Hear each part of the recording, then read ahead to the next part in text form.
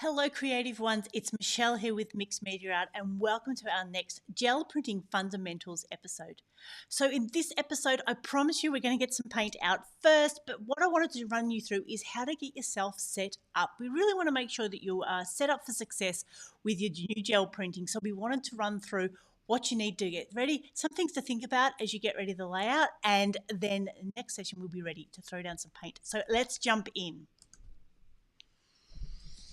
Okay, so we really want to consider as we get set up that we've got some space. Gel printing certainly does need a fair bit of space. So I want you to consider your surface here. We've got our table covered with some plastic. We've also got a lino floor, or whether you want to put a mat down.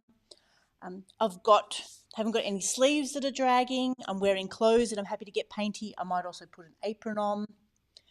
Now we want to get our gel plate out of the cover. Now when it's brand new, it will come in the cover with some printed materials as well as a little cover on either side. So we want to take the printed material out of the clamshell. We want to take off the two sides and put it onto something that's a non-porous surface. So here I've got a piece of fairly firm plastic. It could be like a glass mat, but we want to make sure it's on something so that the oils don't leach out of it, and then also it just makes it easier to move around as well. Now sometimes if you're finding that's a bit slippery, we could put a bit of blue tack or a non-slip mat under it as well. But please consider that everything in the vicinity could potentially get painty, so think about that. Now the way that I like to set up is that we have our gel plate here in the middle. We've then got our stack of papers here that are ready to go. Now I'm right-handed, so I have that on the left-hand side. And then on the right-hand side, I have the page that's there ready to roll off the brayer, because that becomes a really important part of the process. Now we've already talked about what tools we need, so we want our brayer ready to go. We want to have our paints ready to go, and particularly, we want to make sure that they've had a good shake, that they're up the right way so we can get the paint out easily. If we're worried about things are going to get messy, we might want some baby wipes or a wet cloth nearby. Particularly, sometimes these little drying bits can become a bit of a problem, so we want to give them a bit of a wipe off. And then we want to have our impression making tools, so our stencils, our found things, our masks and our stamps and art foam is ready to go. And then also we need a bit of space to put these. Even though we're using quite thin paints and they will dry quite quickly, we want to have somewhere we can put them out, because if we have them on top of each other, they start getting stuck. So it's good to have a decent sized table area so we can put some prints out, and then certainly pause after perhaps 10 minutes, then go back, see what's dry, see what you're liking.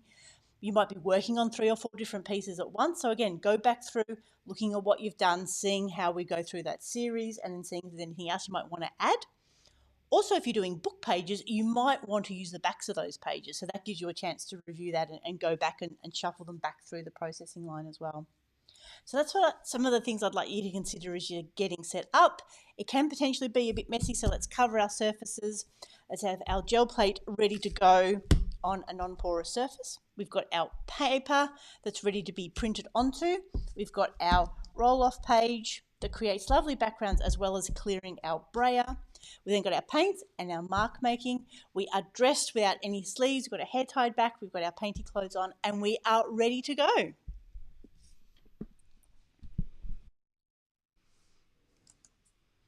So I hope that's given you an idea of some of the things I consider when we're setting up for gel printing, and for you to do the same as well, because at the start it can feel quite overwhelming and it can get a little bit messy. So make sure you've got the space, make sure you've got the time, so you can have a bit of a play, you can get on a bit of a roll, get the feel for things, and then certainly jump in and make all sorts of gorgeous printed papers. So if you have any questions, pop them below in the comments. Of course, give us a like, a thumbs up, tap the bell and subscribe to our YouTube channel, and I really look forward to catching up with you again soon. This is Michelle signing off. I hope you have a crafty day.